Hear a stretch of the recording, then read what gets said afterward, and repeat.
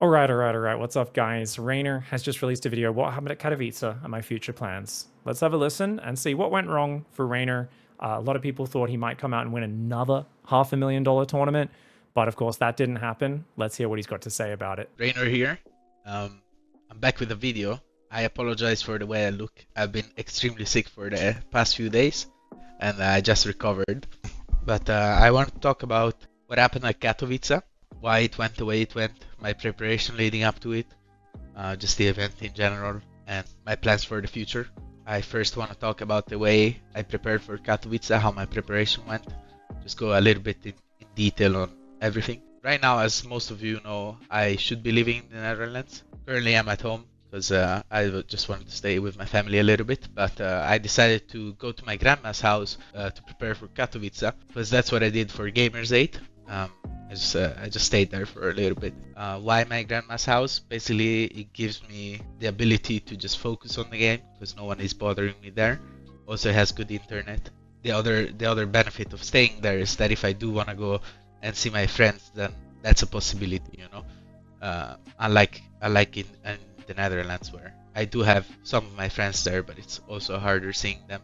So yeah, I decided to go to my grandma's house. I basically just went there early January. I think it was like 1st of January. I already moved there, and yeah, I started practicing. Basically, my routine was kind of wake up whenever. It usually was like between 11, 12, 1 p.m. Play a little bit, go for lunch, then go back to playing until dinner. All right, before we get too deep into the schedule, so basically his grandma lives in Italy, but what happened is his parents, and you guys can correct me if I'm wrong in the comments, but basically his parents moved to a more like rural, isolated area of Italy, away from I think all of his like high school friends and stuff. He's only like 22 years old now. I think he's just about to turn 22 this year, something like that. Whereas his grandma, I think, is still closer to that area. So he lived in the Netherlands for a while with some other pros, but obviously doesn't know as many people there, even though there's some other pro gamers to hang out with. And he tried living there, had some fun, but he's basically saying, hey, like, look, when I'm living with my parents, it's a bit isolated. He's probably clashing with his parents as a young man who's, needs his own space, and his younger brother's there as well. And he probably just kind of needs a bit of his space at this time. So going to his grandma's house, you got amazing food from grandma. I mean, Italian grandma. I'm jealous, right? But I think it makes sense. You've got like, okay, your friends are nearby. It's a comfortable environment for you, and you don't really have too many distractions. Whereas I can imagine, I'm gonna venture a guess out in the Netherlands with some other pro gamers that maybe they're going out and hitting the clubs a bit more. I don't know. A few more distractions. I mean, it's the Netherlands. Maybe they're hitting that devil's cabbage every day. That can't be good for StarCraft. I can't imagine that's what StarCraft pros are doing. But the idea of like a bunch of pros sitting around smoking ganja all day is kind of hilarious to me. At dinner, watch some VODs, watch some replays, and then go back to playing until 2, 3 a.m. That's pretty much what I was doing the whole day. I was just practicing StarCraft. I was just playing customs, playing ladder, watching Did replays. he say the gym was in there? Watch some VODs, watch some replays. 1 p.m. Play a little bit, go for lunch, then go back to playing until dinner. Get dinner, watch some VODs, watch some replays, and then go back to playing until 2. Okay, so there's like 0 time scheduled here to hang out with friends or to exercise, which are two things which at least you don't need to hang out with friends every day when you're grinding before a tournament, but there should be a social like steam valve to let off some steam once in a while. But we'll see if there's something that he's going to say about that. 2, 3 a.m. That's pretty much what I was doing the whole day. I was just practicing StarCraft. I was just playing customs, playing ladder, watching replays, thinking about the game constantly. I was going out like once a week, once every 2 weeks. I kind of stopped living once I was preparing for Katowice. I think that's the best way to put it. I literally just stopped living. I didn't go to a gym. I didn't really care about my life. I didn't care about how I was feeling, what I was doing. There. Anything outside the game was meaningless to me. So yeah, I was just playing a lot. This is hard, man. That's pretty much a way to sum it up. This is something I can relate to because like this is literally what I did for my whole career almost, is just like grind way too hard, burn out super hard, because I just like wasn't seeing friends. I'd go hang out with friends. I'd be like, this is the greatest thing ever. I haven't seen you guys in fucking 6 months or whatever, and I'd be like, oh man, I'm so unfit. Let's go for a jog. Oh my God, this feels so much better. My brain's firing better. But like, I never had an understanding of how to properly schedule like practice, social life, and and exercise and balance. And there is a balance is necessary. There's a real pro athletes don't just practice all day every day for a reason. You know, obviously their muscles tiring out is also part of that. But there's a certain amount of like you can only have so many valuable hours a day, and beyond a certain point, you can actually have degraded practice where you're actually reinforcing bad habits because you're so tired. Endurance practice is valuable. Putting in the grind, having that be the thing that you dream about build orders and you wake up with new ideas and stuff, and you're replaying build orders and practicing how to react to things in your head while you're sleeping, that is totally a thing. Being obsessed with something really, really does help. But I think when you're young, and I had this problem a lot, you end up in this situation where you think that means you do nothing but play and watch the game, and you just are obsessed to an unhealthy degree over it. And I don't think that's productive. I was feeling confident in my practice. I felt like I was handling everything pretty well. I wanted to be as solid as I could for the tournament, and I wanted to be confident in late game, which I was before the event in any matchup. I think TVZ late game is a little bit of a gimmick, you know. If you end up in even bases, then you can't really win. So I was very confident in me being able to take one of their bases. Let's put it this way. But my group was very hard. I had Maru, Dark, Hero, Showtime, and Cyan. So I had three toss players. I had Maru, so one Terran player, but one of the best, if not the best. And I had Dark, also one of the better Zerg players. I wasn't too worried about Dark because I feel like my ZVZ was actually like unironically my best matchup. I haven't really been losing much ZVZ at all lately, unless I was playing against Iona, Serral. As I said, I wasn't really too worried about ZVZ, but I did prepare a little bit for that as well. I was just mostly like sharpening my builds. I was worried about toss, like not worried, but I felt like my ZVP was lacking something. I always felt like I was winning accidentally, even though I wasn't really losing much in practice. I felt like most of my wins were just because they were doing mistakes. I wonder if you worked with like Serral on that's this. the way the matchup works a little bit right now, because ZVP late game, in my opinion, is good for toss, and you can't really kill them anymore since the bailing nerf, unless it's like with a queen walk. So I think you rely a lot on them making mistakes. But that's just my personal opinion. It's not a balance wine or anything. That's just how the matchup works now. Personally. So yeah, he's basically, there's a few things, he's kind of jumping between things because there's so much stuff to process here, and it's really just like, once again, I want to say hats off to Reynor for even making this video. It's so hard to talk about these painful experiences. Going back and like watching replays after a tournament of a loss is like, most pros don't even do it, and I've always said like, I think it's valuable. You probably need to wait a week, but like I think there's so much to learn from going back over a tournament and looking at like, where was your mindset, not just like what did you do in the games, but like, hey, if we ran into a brick wall in ZVP and we've got this mindset of like, hey, I kind of need to wait for them to make mistakes. I'm with Reynor. I actually kind of agree with what he's saying, but I also feel like there's deeper you can go beyond that, working with like teammates, other players, Lambo, maybe other people, and just thinking deeply about, well, how can you force those mistakes and how can you like optimize for those mistakes coming out, right? Because in general, StarCraft's filled with things where your opponent's overpowered at certain points in the game and have better pieces than you, but it's all about basically hitting these intersection points. This is like the problem for noobs and average shows on the ladder, is you constantly run into a wall where the game feels unfair, and you either choose to complain about it and go, well, this just sucks, or it sucks, I'm going to accept that, how do I deal with it, and how do I optimize? And I'm not saying Reynor didn't do that. I'm sure Reynor did, but maybe not quite as much as he could have for ZVP especially. Let's listen to more. I'm not a big fan of it, so I was kind of struggling in that matchup, mostly because I wasn't enjoying it. So I just blasted myself with custom games and a lot of ladder. Ladder is just mostly PvZ nowadays. So, yeah, I got to a point where I just played that so much of that matchup where I was confident, even though I wasn't really enjoying the matchup. So yeah, that was my preparation for Katowice. I just played a lot of custom games. Wanted to make sure I was as solid as possible. Watched a lot of VODs of my opponents. Prepared a lot of builds, especially against Protoss. Well, mostly against Showtime, because I felt like Hero was very unpredictable, and Showtime was a little bit more predictable, but he ended up playing completely the opposite for what I prepared for, so that didn't go my way. Maru was also a very unpredictable player, same goes for Dark, so those guys were very hard to prepare for. I build. Chat's got a good point. They said he was worried about Protoss, but also hasn't been losing them at all. That's basically because European ladder, he's mostly playing against Geralt, Hellraiser, you know, your 6'4", 6'3" Protoss players who are very, very good players, but there's just a very big jump between those guys and basically what Max Pax, Hero, Showtime, who are kind of like in a level of their own above everybody else, right? And unless he's specifically running into them on the ladder, you know, he might not really be losing, but he's probably not playing those guys that much. And that's kind of the thing with practice before a tournament. It's like same reason why he practices Archon mode against 5 guys to prepare for Maru, because you're not going to get practice against a guy who's as good as Maru. No one on the ladder is as good as Maru unless you can get customs with Maru himself, right? Specifically, that's why I wanted to be as solid as I could, because I felt like, okay, against Hero and Dark, if I get to late game, then I should be winning.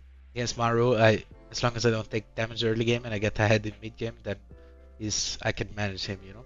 But that wasn't really the case, as a lot of you guys probably know. I went out basically very soon. I went out in the first group stage, but my performance in Katowice was it will probably be one of my biggest disappointments in my career, just for how much I've practiced for that tournament. I even actually developed, I didn't talk about this because I don't like talking about this, but I developed some wrist issues as well from practicing that much. And, oh no. It's okay, I'm handling that. I'll get it checked out and everything, so don't worry about that. I cared so much about that tournament that it's a huge disappointment going out that way. Yeah, I mean, this is so painful, but I almost just want to think about like what he said there, because he kind of glossed over it a little bit, that, you know, he kind of just wanted to make sure he didn't fall behind in the early game against Maru, and he knew he could probably beat him, but he had big issues with, obviously, Maru caught him off guard with some really nice timings, and his all-in didn't work. The funny thing is, like, I do think, looking at the way he played there, he could have potentially got back, especially that game 2 versus Maru. I think he definitely could have got back in that. And it was close. It was still really close. And like the thing is, he still had some excellent moves, but it does feel a little bit to me like on a strategic level, Reynor's a bit shoehorned. And you guys let me know if you agree on this, into being like, I get ahead in the early game and I win in the mid game. And I feel like he's actually not far off being good enough at late game with mining out Terran's bases, using burrowed infester ambushes to actually beating like Terran in the late game. I just think he hasn't really engaged in it. Like, he sometimes looks like he's a bit more all in ZVP and ZVT recently than he needs to be. And I don't know if he's going to address that at all in this video, because if he doesn't, I really think that's the thing that Reynor needs mentally. For balance has changed, maps have changed, and I think you can't always win in the mid game, even if you're as good as Reynor. And Reynor is so good at getting ahead early and rolling people in the mid game. But I honestly feel like if he buffs up his late game a bit and just looks a little bit less all in the mid game, think of that game versus Hero in Masters Coliseum where he was up like 80 supply, but he felt he just needed to keep attacking with Ultra Ling into Hero's last defense. And he kind of ended up throwing away a big advantage, whereas if he just dropped a few hatcheries and re-droned up, he was way ahead in that game. And that's happened a few times where he feels against Terran and Protoss like he's got to win right there. He can't go to spellcasters, can't go to late game. And I'm hoping he addresses this at some point in this video. It might be too hard for him to, I think, analyze that now, but I do think that's going to be the next step in Reynor's evolution as a player over the coming months, if he can get over this hump. And I think that's why, like, Serral looks very good in the early and mid game, but he's god tier in the late game as well. And he's so quick at getting out the burrowed infestors, the ambushes, being patient and picking good fights. Whereas it feels like Reynor has been running into this point where he hits a point in the game where he's like, oh god, they're getting to late game, I need to kill them. And he started taking bad fights recently, and that's something he used to never do. Basically, the reason why I went out, in my opinion, is that, first of all, I think maybe all that practice actually bit me in the back. I think maybe giving it that much is probably not a good idea in like such a short period of time. So I will be changing that, but I want to talk about this towards the end of the video. And so just to touch on that second part, wrist issue is a huge problem. You are overtraining and you're training wrong if you have wrist issues. I'm glad he said he's getting it sorted, but I really hope he actually holds himself responsible to that and stops practicing as hard, but also makes sure he looks at how he's practicing, how he's using his mouse, and also looks at his mindset and his breathing. For me, I've noticed all of my tensing up issues. For me, it's like neck and shoulders getting really tight when I play. All come from me basically tensing up and not breathing while I'm playing and just going, "Urgh!" and just like getting really stiff and sore. And that can lead to all sorts of like muscle problems down the chain. Think of Maru's shoulder issues, so he can't micro properly. Beyond's wrist issues. All these things tend to often come from you being way too tense when you're playing. What happened basically is that I didn't feel too focused on the game. I felt like my head was going all over the place. I don't think it was a thing of pressure, because I don't really feel pressure myself as a player. But I definitely played a little bit below my level, and as I mentioned, I think my group was very hard. That's pretty much what it takes in StarCraft. You just play a little bit below your level. Your opponents are good, and they don't make mistakes. If they do, they're very hard to. He's 100% right. Abuse those mistakes. He didn't play bad at this tournament. On your standard level, and yeah, he actually played really good. Wasn't too focused. He was just a little bit lower than he needed to be. And Maru in the first day. Maru played a very good but greedy build in game 1 and he got away with it, and he kind of owned me. Game 2, I felt like he was probably gonna do something similar in the opening. Game 1 was really, really tricky. That was the one where Maru went 3 command centers super early, gasless, denied scouting with Marines, and kind of tricked Reynor multiple times into making him think he was playing Bio, and then surprised him with mech. Despite that, Reynor actually got into a good position, but he got caught on the map. 20 Hydralisks went down to mass Blue Flame, and then it was just kind of game over from there. So Reynor actually did an amazing job of getting back into game 1. Like, anyone who says Reynor played like crap at this tournament is speaking out their ass. He played a bit lower than we expect, and he wasn't as clutch under pressure as we expect, but he still had moments of absolute brilliance. But with a different transition, because I know Maru quite well, and that's what I would do as well. So I kind of gambled on it, and I was right. So I tried to cheese him, but I couldn't kill him, even though he was playing very greedy. So I lost that game as well. I lost 2-0 against Maru, 2-1 against. He's talking about game 2 and how his cheese didn't fail. Luckily for him, Maru messed up really bad and almost died to his second wave of all-in. And it was a very close game from there. I don't know if Reynor was necessarily ahead at any point. I think there were points where he was kind of almost ahead. I think that was still a very close game. But obviously, as we talked about, because Maru is stronger in late game, I think it was good enough for Maru, even though he was down to like 7 workers versus 26 or something like that, with triple orbitals dropping and Reynor having no tech and no third base behind it. I don't think it was like, oh, that was a massive advantage you had. I can't believe you let it go. But I do think he had the potential to win that game. Showtime. And the second day, Hero, he played very well in my opinion. He didn't do many mistakes, even though he was playing very scrappy in the late game. His early to mid game was very controlled, and he had a very solid plan. So he kind of just owned me. Let's put it that way. And yeah, that was pretty much it. I knew I was out at that point. Then I got to play against Dark, and ironically my series against Dark was probably my best. Kind of bopped him in the macro games. I lost one down ball in that I really wanted to try, because I thought it had maybe potential, but it didn't. Anyway, I was out at that point already. So I said, okay, might as well try it. I know how he's gonna respond with a certain opening, so I'm just gonna all in behind it. It didn't work. Then I got him in game 3 in a macro game. Game 1 and game 3 were macro games, and I won, I would say, quite convincingly. And well, then I played against Cyan, and those games were nasty as well, but I was out at that point already. Cheeky as I bugger. said, huge disappointment for me. Probably one of my biggest disappointments in my career, alongside GSL. But it's okay. Life is not over. There's definitely more tournaments to prepare for. Definitely hurts a lot. Good on you. Because yeah, I don't want to say. It just hurts a lot. I'm sure you guys know. Man, this hits me in the feels really bad, really hard. I think not enough pro players do this. This is like, honestly, on an emotional level, this is like watching him. You can see the pain and how hard it is for him to even talk about it for more than a few seconds, and how painful it is, because he's like, you know, he doesn't want to face up to it, but he is kind of facing up to it and going, yeah, man, this fucking hurts. This feels bad. And being open against that in front of an audience is really painful. This is giving me feels, because like just the other week, we saw our Australian UFC champion Volkanovski get knocked out, and just watching him afterwards talking about it as well, it's just that same thing of like, anytime you watch an intense competitor who's kind of been dethroned or had a really rough loss, and obviously it's in combat sports, it's even more brutal. There's just this time, and the thing is, you get this so much in regular sports. You get to see the emotion of players when they lose, and in esports, people mess up and they disappear. They're not on stage, they're not getting interviewed, they go away from the tournament, and we as fans often don't get to see them. So I think it's really cool what Reynor's doing by sharing this. I think it also makes him publicly accountable for fixing these errors and improving. This is really awesome that he's sharing this. Oh, the feeling. But yeah, regarding my plans for the future, on a little brighter note, basically what I'm gonna do right now is, as I mentioned, I wanna change my practice schedule. I think one of my biggest issues as a person is that I'm too much all or nothing. Like regarding life as well, I want to try to change that a little bit. Like I'm not a very consistent person. I have very high high highs and low lows, you know. But I want to try to be a little bit more consistent when it comes to life and StarCraft in general. So I will be trying to keep my practice up.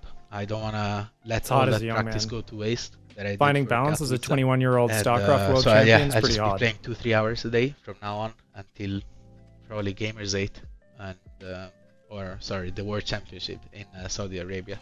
So yeah, that's what I'll be doing. That's what I've been doing the past few weeks, ever since I got back from Katowice. Just 2-3 hours a day. Just keep the practice up. Think about the matchups.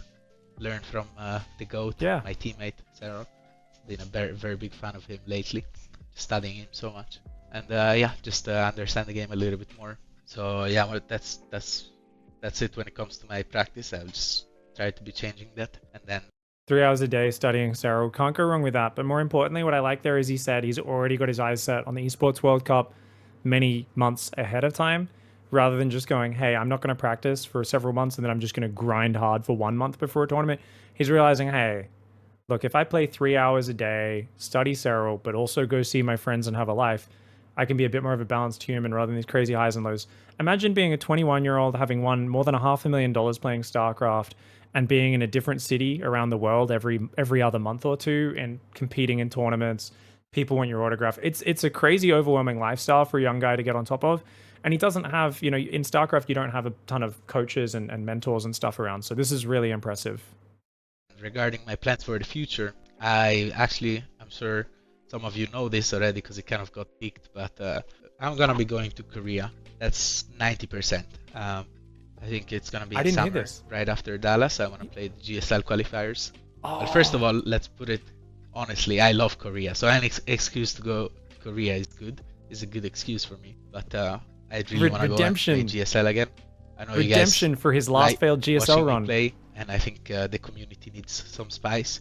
Also, I want to play. I want to win. I want to give it all to win. Obviously, last time we went very bad, but I don't regret going there. You know, this is a competition. If I were to win every competition I'd enter, you know, then it would be it would not be a competition. So it is what it is. Like Korea is very GSL is very hard in general. So I'll be trying my best. I want to go. I can spoil a little bit. I'm not the only one that wants to go. I cannot say the names. Obviously, I don't want to put them in a rough spot if they don't want to go in the end. But there's quite a few names, good names that want to come with me. So we're trying to arrange that. So yeah, that's pretty much it from my side. I'll be going back to the Netherlands around March, so you can expect some streams. Right now it's not really possible since I'm at home and my internet is not good at all. Once I'm back in the Netherlands, I'll be back to more videos, more streaming, and as I said, 2-3 hours a day of StarCraft. Then around June after Dallas, you can expect to see some Korea Reynor, 90%. Let's say 95. I'm very confident that I will go. Let's do it. I really love Korea and I really Let's want go. to play GSL. And one last thing I wanted to mention regarding the YouTube channel. As I said this already, but you guys know that my priority is I'm still a player. You know, I'm a competitor. Yeah. I want to win tournaments. I'm not a YouTuber. Just upload whenever you can. Do something like this once every few months. That's all we need.